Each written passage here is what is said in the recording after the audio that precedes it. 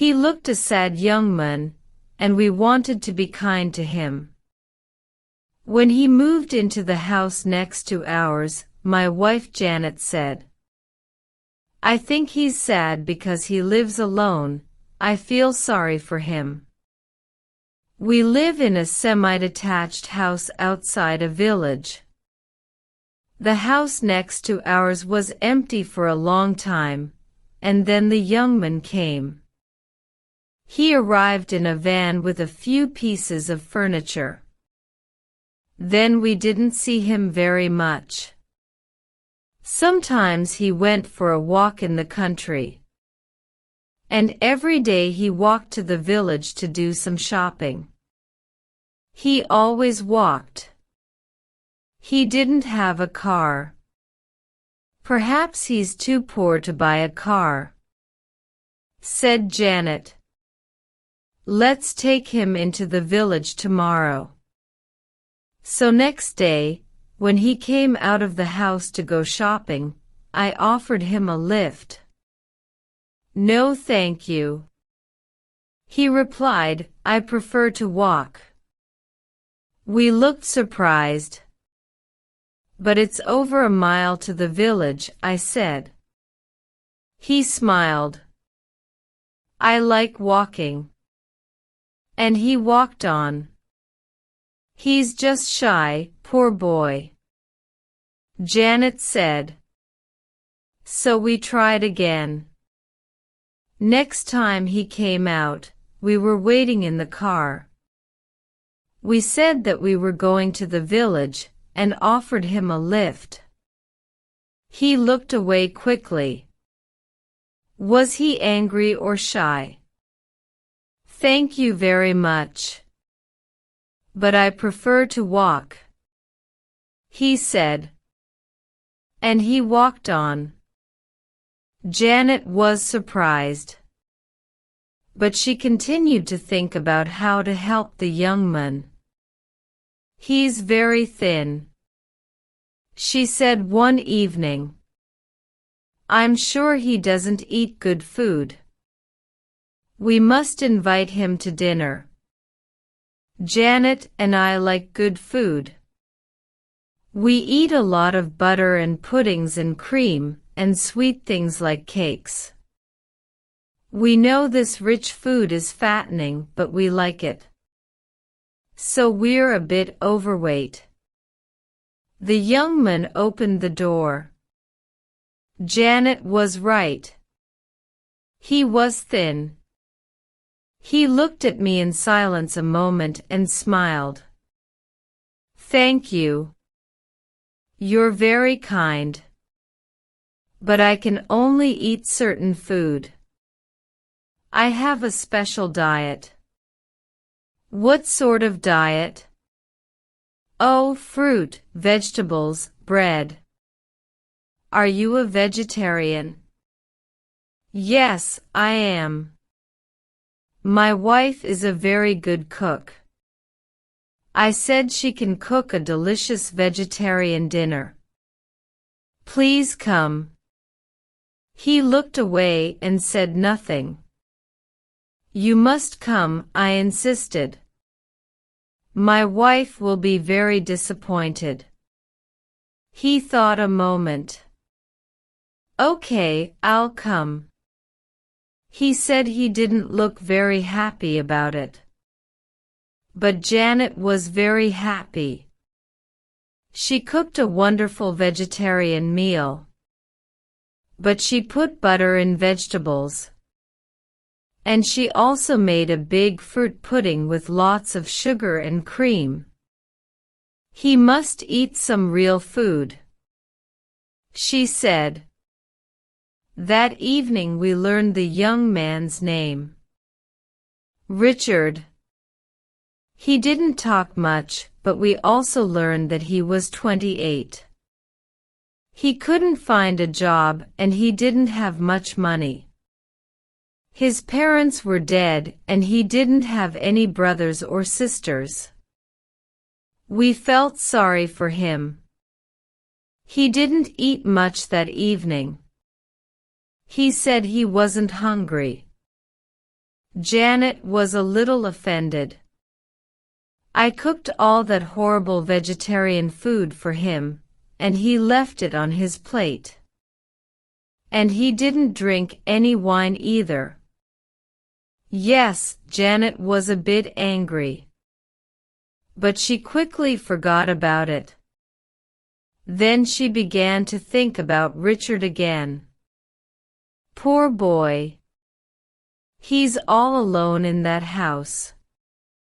She said. He hasn't got any friends, and he hasn't got a girlfriend. It's terrible. What does he do all evening? She looked at me sadly. He watches telly like us. Suddenly she had an idea. We must invite him to come and watch telly with us. That will cheer him up. I think he likes to be alone, Janet. I said. He's a quiet person. But he isn't happy. I can see it. How? He doesn't speak or laugh much. But I think he's happy. Well, I say he isn't happy, Reg. You must go and bring him here this evening. I want him to be happy. So I went out into the cold, wet night and knocked on Richard's door. Would you like to come round to us? I asked. He smiled. Why? We can watch telly and have a bit of food. He suddenly looked frightened. No. Not telly. I never watched it. His face was very white. Now I was really surprised. Well, perhaps you want some company. I liked my own company, he said. And he shut the door quickly. When I told Janet, she was furious. Who does he think he is? We only want to be kind to him. At 3 o'clock the next morning, she woke me up. Hey, Reg, wake up. I've got a great idea. She cried. A big, happy smile on her face. We'll have a big party with all our friends and relatives. We'll tell Richard that there will be a lot of noise and inviting to come. I didn't like the idea. I'm not going to invite him this time. Good idea. So Janet invited Richard to the party. He couldn't say no, poor boy. But Janet told him he had to come. And he came. But I could see he wasn't happy. There was loud music and dancing. Lots of delicious, fattening food.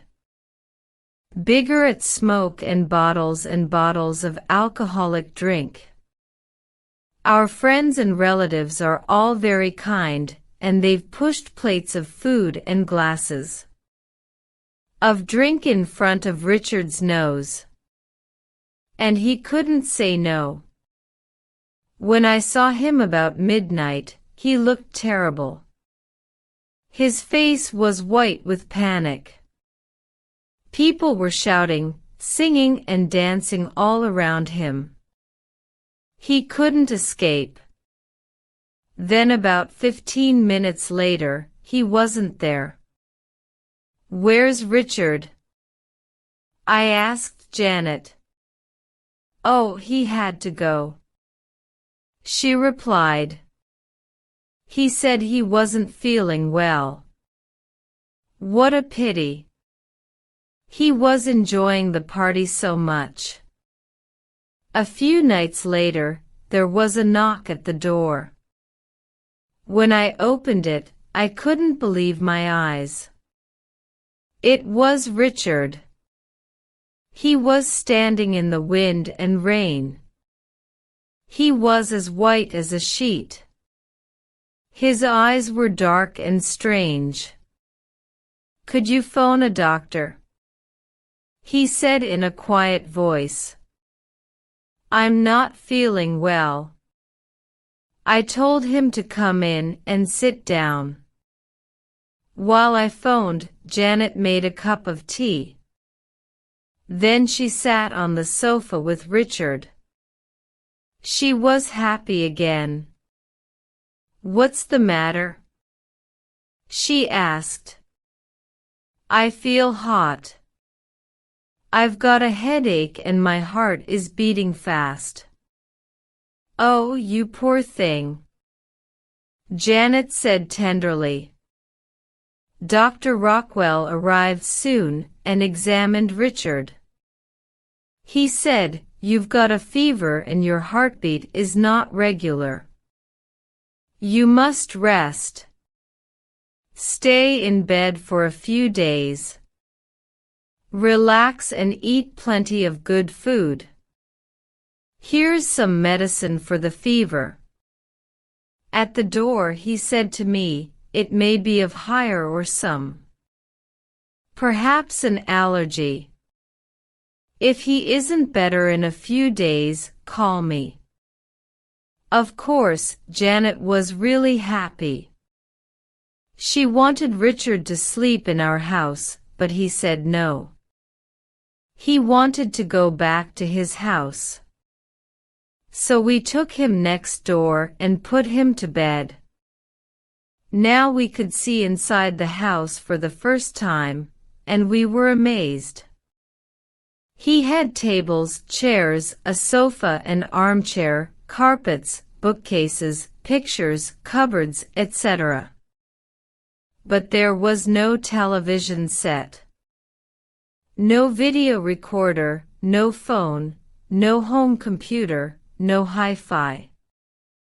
There was nothing modern, not even electric lights. He had big candles in all the rooms. He took the medicine and quickly fell asleep. "I'm going to stay here and look after him," said Janet. "Oh, look at this place. The poor boy hasn't got enough money to buy a telly. Let's get our old TV set. He can watch it in bed." "But Janet, he doesn't like TV." But she wasn't listening to me. I knew why she was doing these strange things. We haven't got any children, and she wanted to give Richard all the kindness of a mother. When he woke up and saw the TV at the end of the bed, he looked frightened. He tried to move and speak, but he was weak. The doctor said, "You must rest." Smiled Janet. "So be a good boy. Relax and watch TV. There's a quiz show and then cartoons. Then a comedy show, a soap opera and an old film, a thriller I think." She made his pillow comfortable and pulled the bedclothes tight. He couldn't move. He stared at the TV with great frightened eyes, like a rabbit in front of a snake. "Are you hungry, Richard?" said Janet. He tried to move his head, but it was difficult. "Good.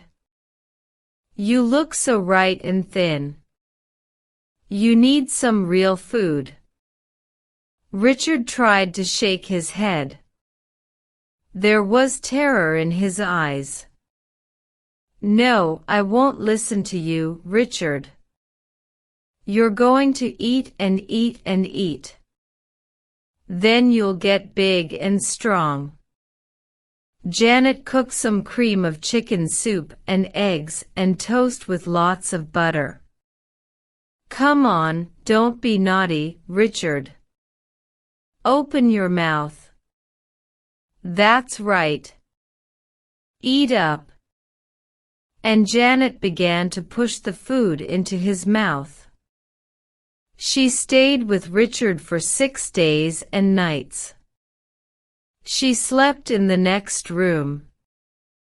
She got her mobile phone for emergencies, but she called lots of friends and relatives and asked them to come and visit Richard. The phone was always ringing. People came and went, and it was very noisy. When she got an old radio cassette player from our house, and Richard had to listen to music or radio programs, she even decided to hire a video recorder. Richard was Janet's prisoner. He did everything she wanted. For 6 days he stayed in bed and watched TV and video films or listened to loud music and a talk of visitors. His eyes were like glass. His face had no expression. He was like a zombie. Janet cooked him 3 big meals a day, and he began to get fat. But he didn't get better. After 10 days he was very weak. He didn't move and he didn't speak. He only stared in front of him. Why doesn't he get better? Janet asked Dr. Rockel. It's strange. He looks better. He isn't thin and white now. Has he eaten well? Oh yes. Lots and lots of good food. The fever has gone down, but his heart is still bad. I can't understand it. Look at his eyes. They look strange. Perhaps he's asleep. Oh, what shall we do, doctor? Janet cried. Well, we can't take him to hospital. There aren't any free beds. We have to wait a few days. Perhaps I'll contact one of my colleagues in Germany. Call me if there's any change. There was a change. 2 days later a man arrived at our house. He was tall and strong with a great black beard and a red face. My name is Dr. Hans von Ruprecht, he said in a loud voice. He had a German accent. I am a good friend and colleague of Dr. Rockel. He phoned me yesterday about the mysterious malady of his patient Richard Jeffries. I had a patient in Germany with a similar malady. Is Mr. Jeffries getting better? No, I said. He's becoming a vegetable. A vegetable? Yes. Vegetables aren't very lively, are they? I replied. Do you know what's the matter with Richard? Not precisely. But if my analysis is correct, it may be a new illness that has appeared only in the 20th century. We don't know much about it, but we have found that emissions from electronic objects like televisions, computers, videos, high-fives, etc. probably cause it. It seems that the waves from these machines are not good for the brain and nerves. They change or disturb the electrical functions. But we don't know precisely how or why. There is fever and rapid heartbeats. The patient gradually passes into a coma. Like a vegetable. Yes. One strange symptom is that the patient wants to eat and drink a lot, usually fattening. For Juno, all the things that we eat today. So the patient becomes fat. We don't know why people need to eat a lot. Perhaps there are psychological causes. Nobody has done any experiments and nobody has written a scientific study. But we know the final result of the melody. The patient will die. At that moment there was a long terrible scream from next door. Dr. von Ruprecht and I ran out of the house. Janet was coming out of Richard's house. She was crying.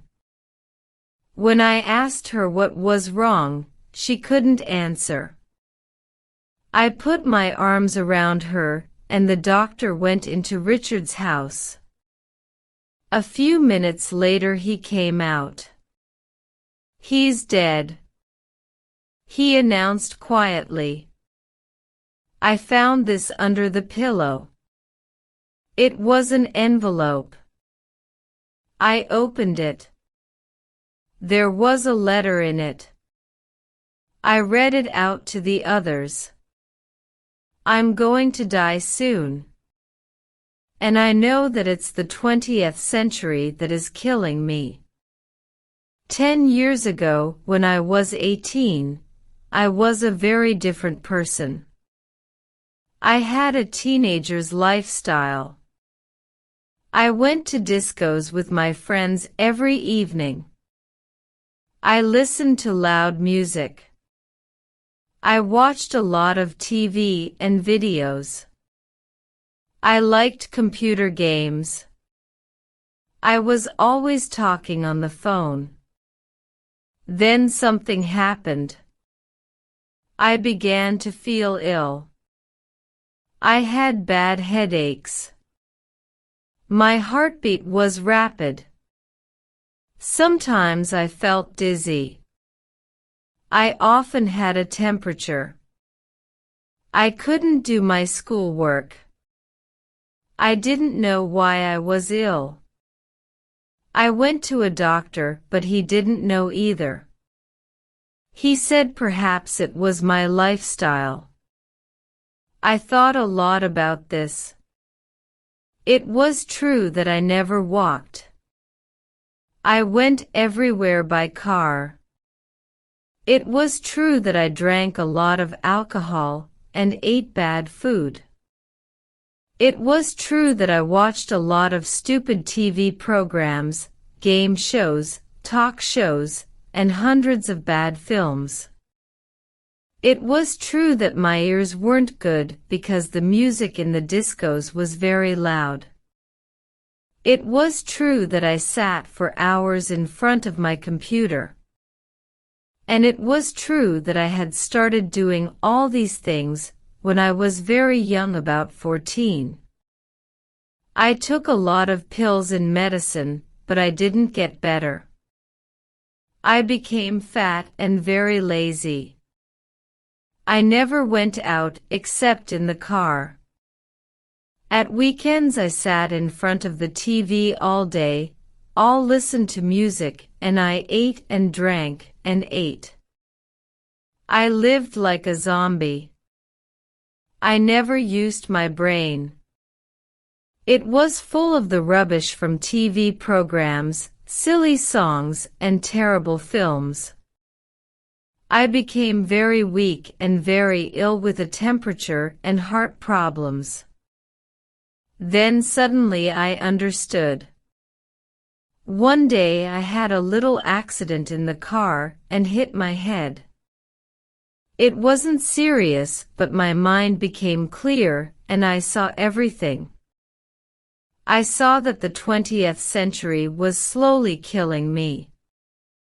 So I changed my lifestyle. I stopped living like a zombie.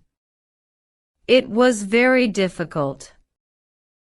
My lifestyle was a habit, a very dangerous habit like taking drugs. Time for the end of the 20th century was killing my mind and my body. So I began to walk everywhere. I didn't watch TV or listen to stupid music.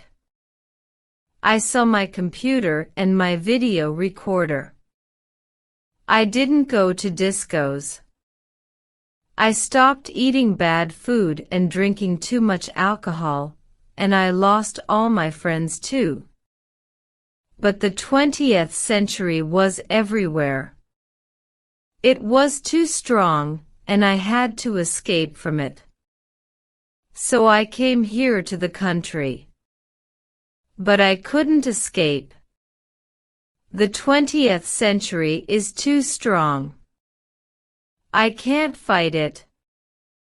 I know I'm going to die soon.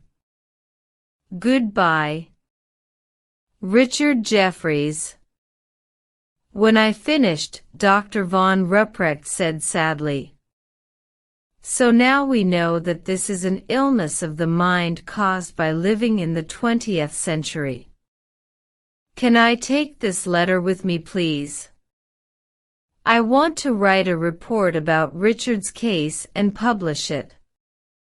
Then all the world will know." But before the doctor could finish, poor Janet fell to the ground with a strange cry. Von Ruprecht examined her, then looked at me. "She has got a temperature. Her heartbeat is very fast." He shook his head sadly.